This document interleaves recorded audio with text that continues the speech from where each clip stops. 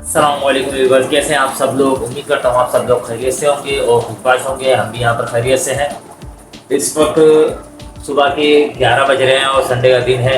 आज मेरी छुट्टी का दिन है, तो आज मेरी वाइफ अपने घर रुकने गई हुई है, क्योंकि रात में हम लोग अपने घर गए हुए थे ससुराल। तो वहाँ पर हमारी दावत थी, तो बेगम मेरी वहीं पर रुक गई।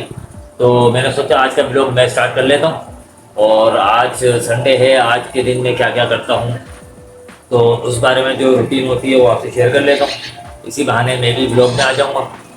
तो अभी तो मैं उठा हूँ, अभी मैं नाश्ता करूँगा सोच रहा हूँ, और संडे का दिन है और बेगम भी नहीं है घर पे, तो क्यों ना हलवा पूरी खा ली जाए। तो अभी मैं हलवा पूरी लेने जा रहा हूँ, उसके बाद नाश्ता करूँगा, उसके बाद जो भी दीगर काम करूँगा वो आपके साथ शेयर करूँगा। मैं आ चुका हूँ अपनी पूरियाँ लेकर, और मैं आपको बाहर का मौसम दिखाता हूँ। हमारे यहाँ पर अचानक बारिश शुरू हो चुकी है, ये देखिए।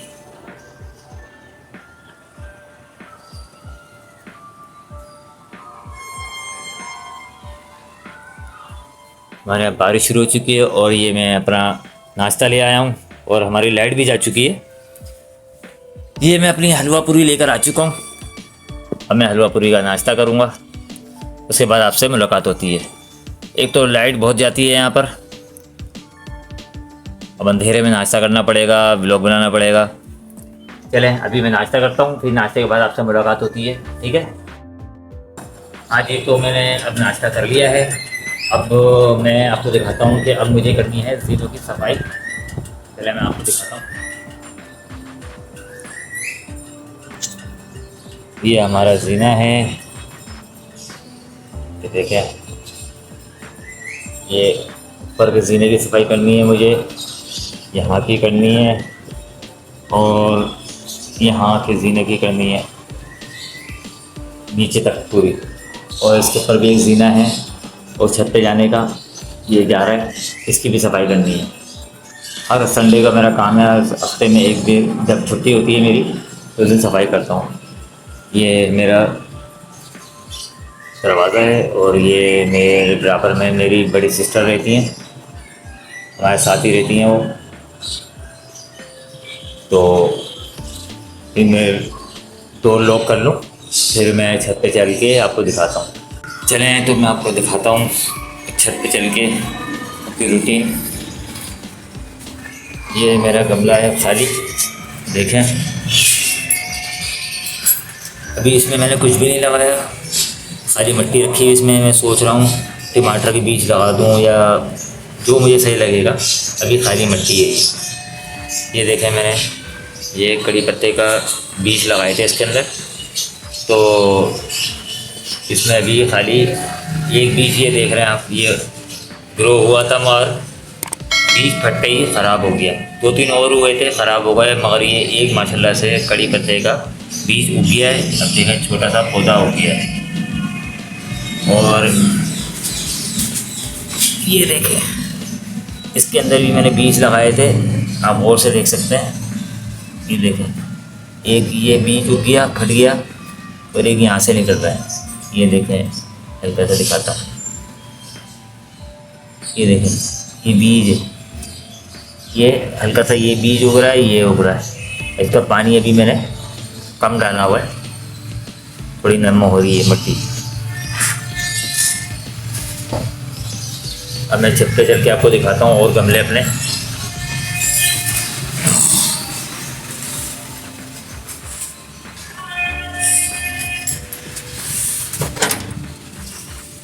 ओह,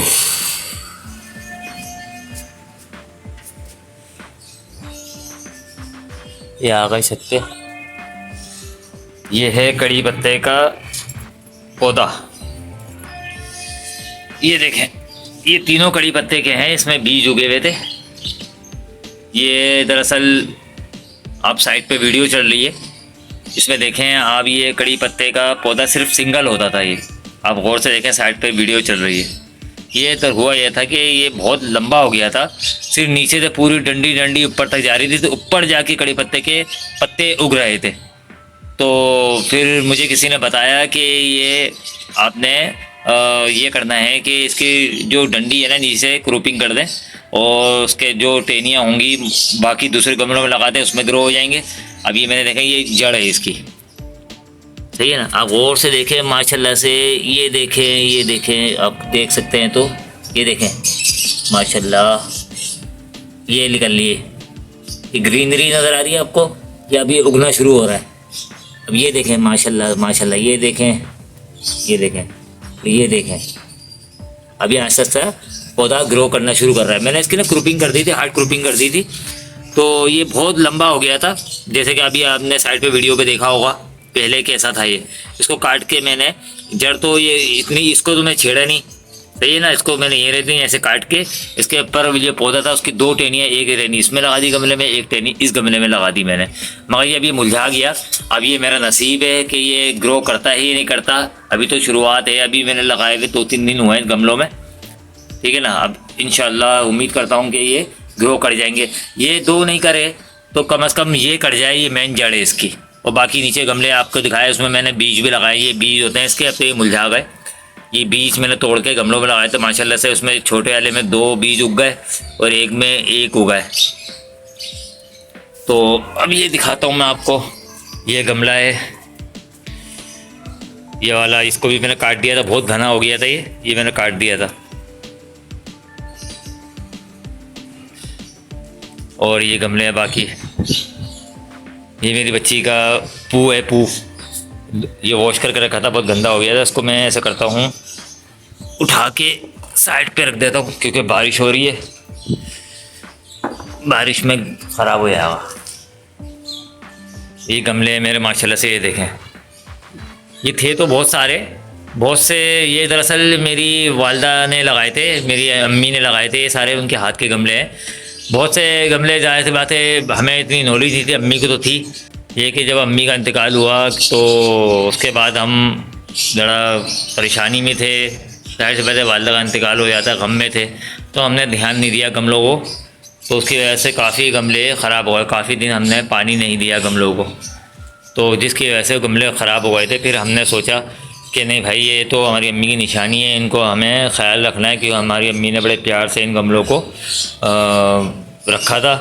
तो उसके बाद फिर थोड़ा हम जब सेट हुए तो मैंने ज़िम्मेदारी ले ली कि इन गमलों को मैं पानी वानी दिया करूँगा, ठीक है ना। तो कीड़े लग जाते हैं तो दवाई दूँगा। अभी ये देखें आप, ये गमलों में ना कीड़े लग चुके हैं, आप ये गौर से देखें, ये देखें, ये गमले ये देखें कीड़े पत्ते खा चुके हैं। तो अभी मैंने YouTube पे बहुत सी वीडियोस आती हैं, तो उसमें तरीक़ाकार देखा है मैंने, उसका जो फार्मूला बनाने का, वो स्प्रे में डाल के इस पर स्प्रे करें, स्प्रे बोतल में डाल के, तो ये सही हो जाएगा। तो ये गमले हैं, ये देखें, हर संडे को पानी डालता तो रोज़ाना हूँ। ये देखें, दरअसल पानी तो मैं हर एक दिन छोड़ डालता हूँ, और संडे की रूटीन में भी मेरा ये होता है कि मैं ज़ीनों की सफाई करता हूँ और गमलों में पानी डालता हूँ। आज मुझे नहीं लग रहा गमलों में पानी डालने की ज़रूरत है, क्योंकि आज माशाल्लाह से बारिश हो रही है, सुबह से, रात से बल्कि हो रही है, तो मिट्टी देखें नम हो रही है इसकी ऑलरेडी, से पानी डालने की ज़रूरत नहीं है, तो इसलिए मैं आज पानी नहीं डालूँगा, सिर्फ मैं ऐसे ही दिखा देता हूँ आपको।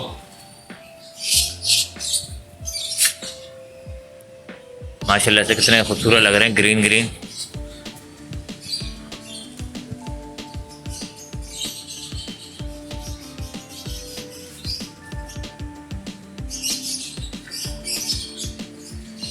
मौसम देखें माशाल्लाह से कितना प्यारा हो रहा है, ठंडी ठंडी हवा चल रही है। तो आपको मेरे गमले कैसे लगे आप मुझे कमेंट करके ज़रूर बताइएगा।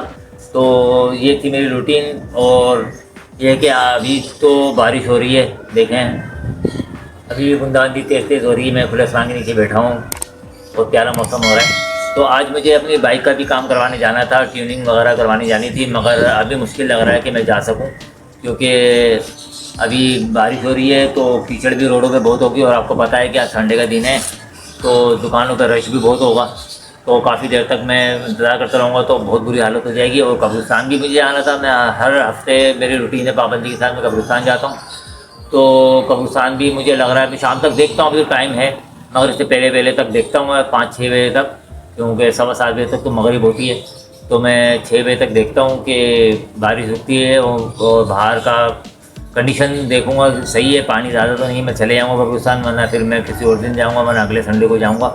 तो संडे को ही वक्त मिलता है मुझे, काम पर से आते आते देर हो जाती, शाम हो जाती है, मगरिब हो जाती है। तो मैं हर हफ्ते कब्रिस्तान जाता हूँ। वजह यह है कि कब्रिस्तान में हर हफ्ते वामजीसा इसलिए भी जाता हूँ, होता यह है कि कब्रिस्तान वाले बताऊँ क्या करते हैं। कब्रिस्तान वाले ये करते हैं, वो ये नज़र में रखते हैं कि किस कब्र पे उसका अजीज़, जैसे जो हैं चाहने वाले, वो आ रहे हैं या नहीं आ रहे। अब जैसे एक कब्र है, उसका घर वाले अगर नहीं आ रहे, काफ़ी टाइम हो गया, वो नज़र रखते हैं, पुरानी हो गई कब्र और कोई उस कब्र पे देखने नहीं आ रहा, संडे को वो नज़र रखते हैं, ख़ास तौर पर जुम्मे के दिन और संडे के दिन, ये 2 दिन लोग अपने अजीज़ों से मिलने जाते हैं कब्रिस्तान। तो ये कब्रिस्तान वाले करते हैं कि नज़र रखते हैं कि कौन आ रहा है भी कब्र पे, कौन नहीं आ रहा। तो अगर किसी कब्र पर कोई आता नहीं है अजीज़, वो काफ़ी टाइम हो चुका होता है, तो होता ये है कि अगर किसी के अजीज़ का इंतकाल हुआ और वो कब्रिस्तान आया कब्र बुक करवाने, अब आप पता है आजकल ऑलमोस्ट तमाम कब्रिस्तान कराची के भर चुके हैं, जगह है ही नहीं। तो होता ये है कि कब्रिस्तान वाले क्या करते हैं कि वो ऐसी कब्र देखते हैं कि जिस कब्र पर बहुत टाइम से कोई नहीं आ रहा।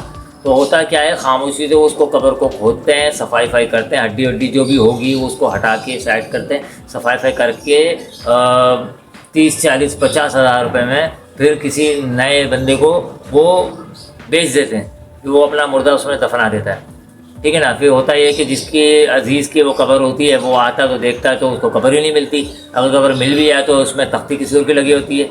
तो होता ये है। तो एक तो वजह यह है कि मैं कब्रिस्तान हर हफ्ते इसलिए जाता हूँ कि मेरी कब्र पे अब्बू की कब्र है, मेरी दरअसल वालदा की और वालिद की, और एक मेरे से बड़े भाई हैं उनकी कब्र है कब्रिस्तान में, एक ही कब्रिस्तान में, तो मैं वहाँ जाता हूँ हाज़िरी देने।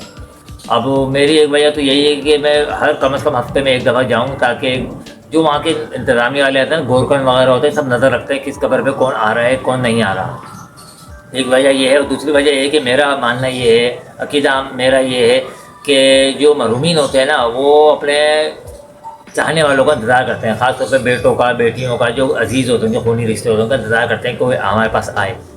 तो एक वजह यह भी है, मैं जाता हूँ, मैं इतनी अच्छे भी जाता हूँ कि मैं जाऊँगा, ज़ाहिर बात है मेरा अकीदा है कि जो महरूमीन हैं वो सुनते हैं हमें और देखते भी हैं, तो हमें याद भी करते हैं। तो मैं इसलिए ऐसे भी जाता हूँ कि जब मैं कब्रिस्तान जाऊँगा, मेरी अम्मी हो गए और अब्बू हो गए और क्या कहते हैं मेरे भाई हो गए बड़े, तो ये मुझे देखेंगे, इनको सुकून मिलेगा, खुशी होगी।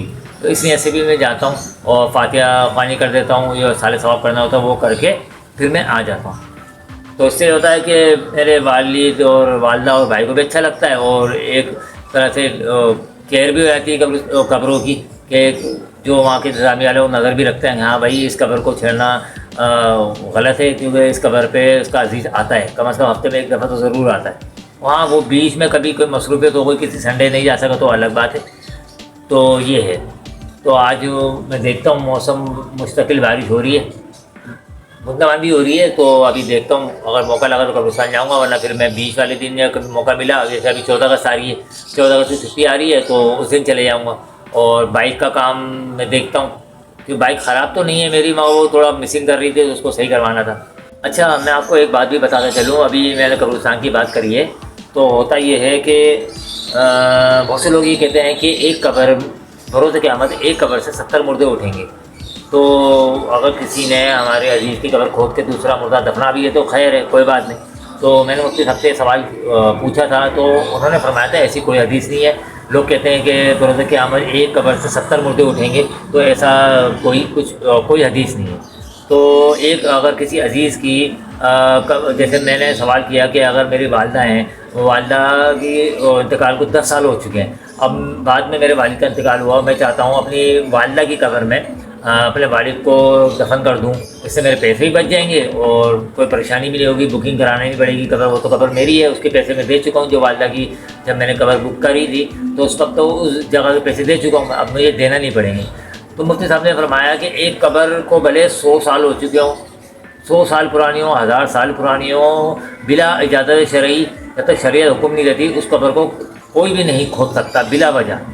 तो इससे पता चला कि ये लोग जो बहुत से मैंने देखे हैं, खुद भी देखे हैं कि लोग क्या करते हैं अपने वालिद की कब्र के अंदर, जैसे अपने भाई का या बहन का किसी का इंतकाल हो गया होता, करते क्या है, पैसे बचाने की, चंद पैसे बचाने के लिए करते ये हैं कि अपने वालिद की कब्र है उसको खोद के सफाई करवा के अपने भाई या बहन का किसी का इंतकाल हुआ उस कब्र में दफना दिया। तो ये करना जायज़ नहीं है, बिल्कुल नाजायज़ है, गुनाह है। किसी की कब्र को बिला इजाज़त शरई नहीं खोद सकते, भले वो जितनी साल पुरानी हो उसको हम नहीं खोद सकते, भले जितनी पुरानी हो चुकी उसमें नया मुर्दा नहीं दफना सकते हैं। मैंने सोचा आपको अपनी ये मुझे नॉलेज हुई थी तो ये इन्फॉर्मेशन आप तक भी पहुँचा दूँ, ताकि आपके घर में अल्लाह ना करे आपके घर में या आपके रिश्तेदारों में कोई ऐसी हरकत करना चाहे तो आप उसको बता सको कि अपने किसी पुराने अजीज़ की कब्र खोद कर अपना नया मुर्दा उसमें नहीं दफना सकते। तो ये है कि अब मैं छत पे से नीचे आ चुका हूँ। तो ये कि अभी तो बारिश नहीं रुक रही, काफ़ी बारिश हो रही है। तो मुझे नहीं लगता कि आज मैं बाहर जा पाऊँगा बाइक ठीक करवाने। तो ये कि वीडियो भी काफ़ी लंबी हो रही थी, तो कब्रिस्तान भी मुश्किल है मेरा। तो ये कि अभी आगे 14 अगस्त आ रही है, 14 अगस्त पे कब्रिस्तान जाऊँगा तो इंशाल्लाह वहाँ की वीडियो भी आपके साथ शेयर करूँगा। तो आज का ब्लॉग मेरा यहीं तक था। तो आज का ब्लॉग उम्मीद करता हूँ आपको पसंद आया होगा। तो अगर आज का ब्लॉग आपको पसंद आया तो मेरी इस वीडियो को लाइक और शेयर कर दीजिए और मेरे चैनल को सब्सक्राइब कर दीजिए और बेल आइकन के बटन को दबाना मत भूलिएगा, ताकि मेरी नई आने वाली वीडियो बआसानी आप तक पहुँच सके। तो अब मुलाकात होती है किसी नए ब्लॉग में, तब तक के लिए अल्लाह हाफिज़।